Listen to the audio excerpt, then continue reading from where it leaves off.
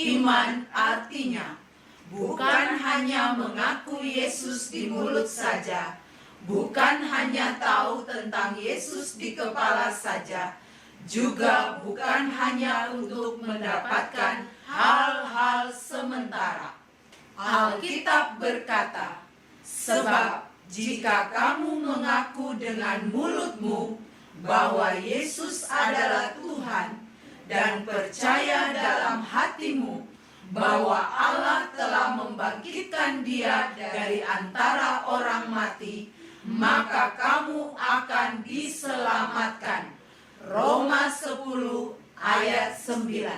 Iman yang menyelamatkan adalah percaya dengan segenap hati kepada Yesus saja sebagai Tuhan dan Juru Selamat yang sudah mengampuni dosa kita untuk masuk surga. Yesus berkata, "Akulah jalan dan kebenaran dan hidup. Tidak ada seorang pun yang datang kepada Bapa kalau tidak melalui Aku." Yohanes 14 ayat 6.